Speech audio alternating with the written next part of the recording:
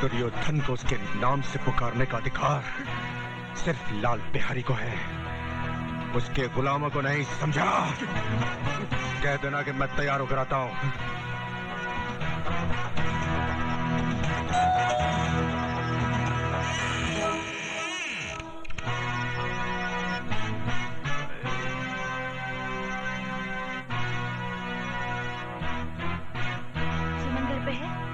सुमन घर पर है, इसीलिए तो तुम आई हो, वरना जब तक हम अकेले थे तुमने हाल भी नहीं पूछा। अरे कभी अपनी सहेली के भाई के लिए भी तो थोड़ा वक्त निकाल लिया करो। तुमने मेरी बात का जवाब नहीं दिया। तुम्हारी बात का जवाब किसी भी शरीफ लड़की का थप्पड़ दे सकता है, लेकिन मैं तुम्हें जलील करके अपनी सहेली को रुसवा करना नहीं चाहती।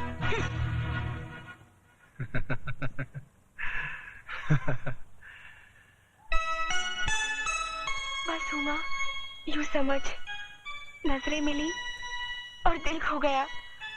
पता नहीं अब कभी मुलाकात होगी या नहीं। वो हीरो तेरी फुफेरी बहन की शादी में आया था, राइट? राइट। वो दूल्हे के साथ साथ था, यानी कि वो लड़के वालों की तरफ से आया था, राइट? अरे राइट की बच्ची, ये सब तो मुझे भी पता है। ये बता कि उससे मुलाकात कैसे हो सकती है? बताती हूँ। तो दिल का कागज ले, प्यार का कलम बना और अपने आंसुओं की स्याही से अपने फुफेरी बहन को लिख कि तेरी शादी में तेरे मियाँ के साथ जो हीरो था वो कौन था, वो कहाँ से आया था, उसका नाम पता क्या है? बस। पोस्टमैन, ये सुमन आपका नाम है? जी। ये आपका लेटर। कंचन रावत।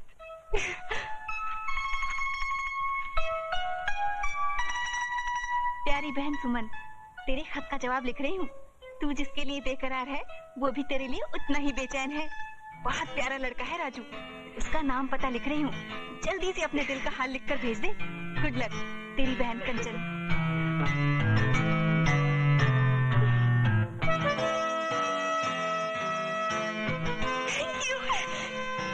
मेरी बहन। नमस्ते माँ जी। नमस्ते। भाग तो ऐसे रही है जैसे कोई खजाना हाथ में है। ऐसे ही कुछ है क्या?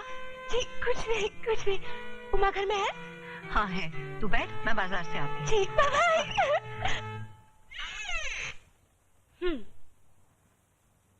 ये लो, सूरज सर पर चढ़ गया और ये महारानी अभी तक सो रही है।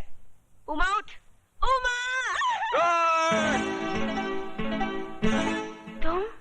तुम?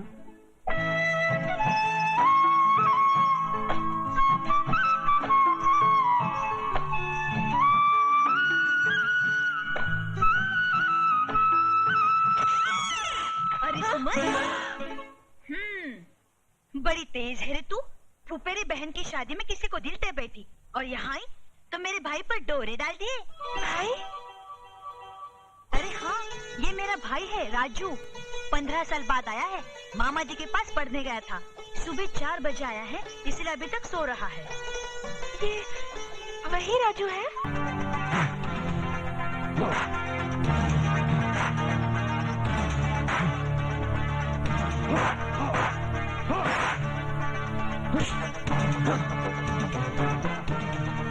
जी तो चाहता है कि तुझे इस पंचिंग बैग की जगह पर लटकाकर तेरे जिस्म पर घूंसों की बारिश कर दूं।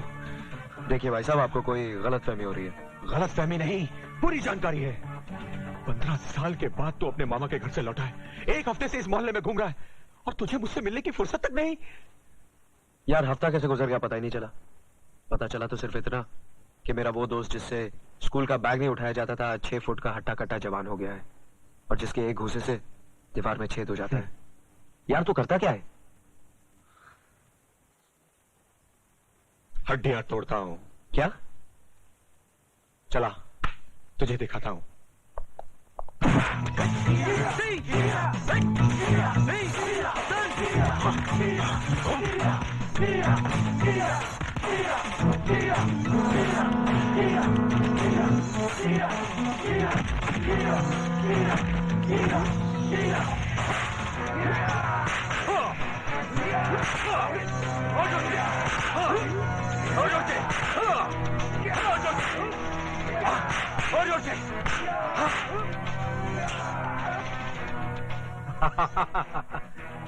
क्या देख रहा है?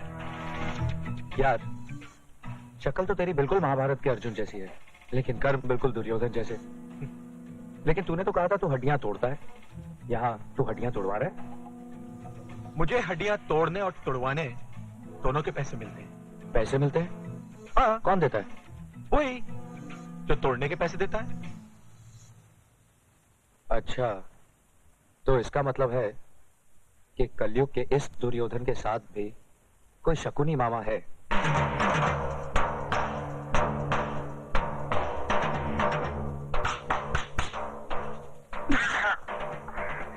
अरे भांजे, कितनी बार कहा फटका मत मार, मत मार, ठीक आती है।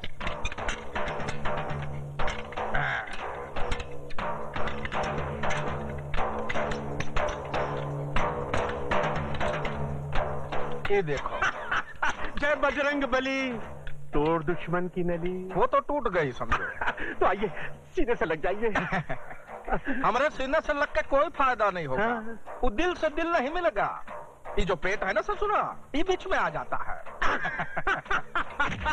आपकी यही बातें तो दिल को मोह लेती हैं। आप जौहरी बाजार में जाके पूछे ना, मैं हर एक से कहता हूँ कि आप कितने ईमानदार, नेक, अच्छे। हमको गाली नहीं देना, कह देता हूँ। शरीफ आदमी नहीं कहना। हम बहुत हरामी चीज हूँ, समझे ना? काम की बात कर। बिहारी सेठ, कालिया हर हफ्ते गले पर अंगूठा रखकर हफ्ता बढ़ा देता है। तुम मुझे गटर में फेंक दो। धीरे से काहे को बोलता है रे? हम क्या ससुरा डरता हूँ किससे? जोर से बोल। बिहारी सेठ, कालिया को मारने का इंतजाम सिर्फ आप कर सकते हैं और इसके लिए मैं आपको 10,000 रुपए दूंगा। 1 साल से यहाँ ही झक मार रहे हो। कंपटीशन में हिस्सा लेने लायक नहीं बने ना, तो यहाँ पर तुम्हें लटका दूंगा, छोड़ूंगा नहीं। देखो भाई, लाखों रुपया खर्च करता हूँ तुम लोगों पर। आराम का पैसा नहीं आता हमरा। इधर का पसीना इधर तक आता है कमाने में। हाँ सेठ, क्या कह रहे थे तुम? जी मैं ये कह रहा था कि कालिया को मरवाने के लिए मैं आपको 20,000 रुपए तक दे सकता हूँ। बुड़बक के नाती, एक आदमी मारने का तैयारी हो रहा का मच्छर मारने का? मार दे घन और कर दे चित। तू ये भैया ये का ट्रेनिंग दे रहा है तू? है कि जरा सिखा इनको, नहीं तो ससुर के नाते कंपटीशन में हमारे कपड़े बिकवा देंगे। नंगे भेजोगे का बिहार? हाँ सेठ, क्या कह रहे थे तुम? ठीक से सुने नहीं। जय बजरंग बली, जय हनुमान ज्ञान सागर। जी वो इस काम के लिए व्यापारी 50,000 भी दे सकते हैं।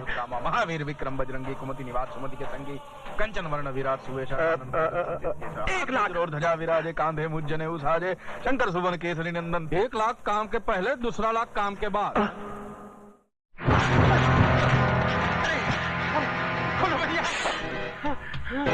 जय भोले शंकर।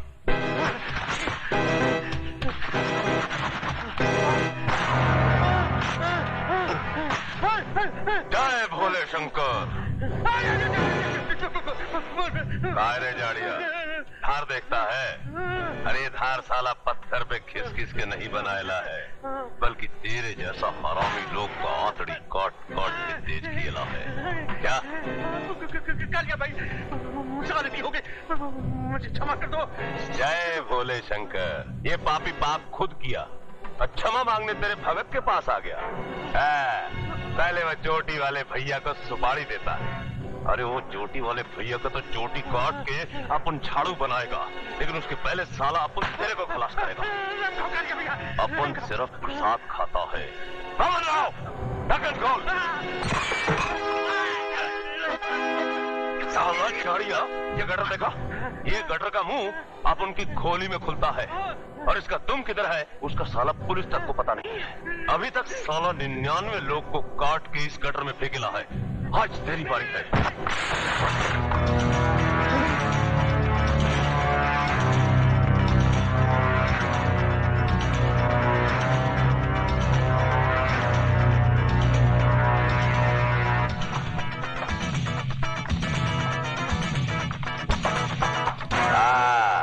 वो चोटी वाले ऐसा कुतरिया अपन तुम सबको भी कोर्ट की इसी गटर में डालेगा क्या?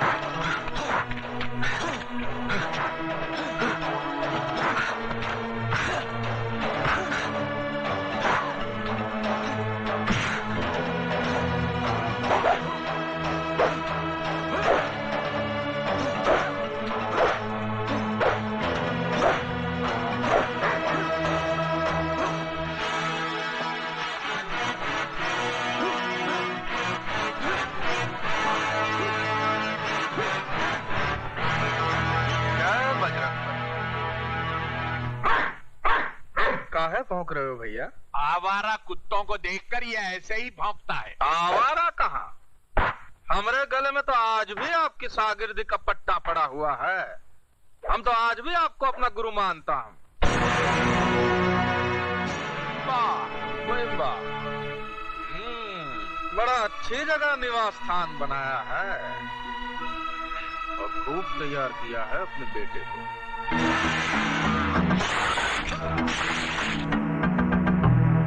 क्यों ना हो, तजुर्बे की भट्टी में तपकर कुंदन ही बनेगा ना। लोमड़ी के मुंह से शराफत का राग अच्छा नहीं लगता। काम की बात कर, काम की बात।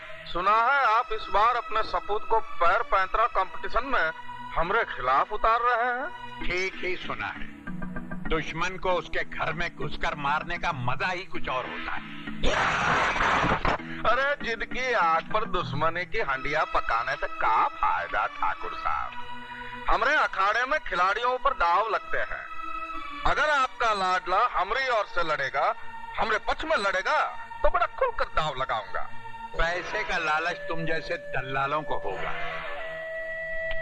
जो मासूम खिलाड़ियों को दौलत की लालच से गुमराह करके उनकी जिंदगी और मौत को दांव पर लगाकर अपनी तिजोरियां भरते हैं।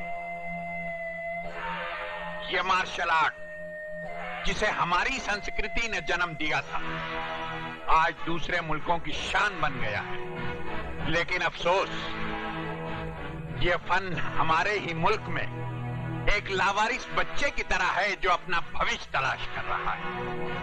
मैंने अपना खून पसीना एक करके इस कला का एक मंदिर बनाया था ताकि इसके चाहने वालों की खिदमत कर सकूं। लेकिन तुमने इस मंदिर को मुझसे छीनकर इसकी बुनियादों को खोखला कर दिया और इसे जुए और बदमाशी का अड्डा बना दिया। तुम्हारी इन्हीं हरकतों से तंग आकर मैंने अपने बेटे को तुम्हारे खिलाफ तैयार किया है ताकि वो इंसाफ की तलवार बनकर तुम्हारे जुर्म का खात्मा कर दे। जागती हुई आंखों का ख्वाब कभी पूरा नहीं होता ठाकुर साहब। ये ख्वाब बहुत जल्द हकीकत में बदल जाएगा बिहारी। वो दिन दूर नहीं कि जब मेरा बेटा हजारों की भीड़ में तुम्हारे खिलाड़ियों को गाजर मूली की तरह काट कर रख देगा। तो आप भी सुन लीजिए ठाकुर साहब, अगर तुम्हारे लाडले ने इस कंपटीशन में हमरे खिलाफ हिस्सा लिया तो ये उसकी जिंदगी का पहला और आखिरी कंपटीशन होगा।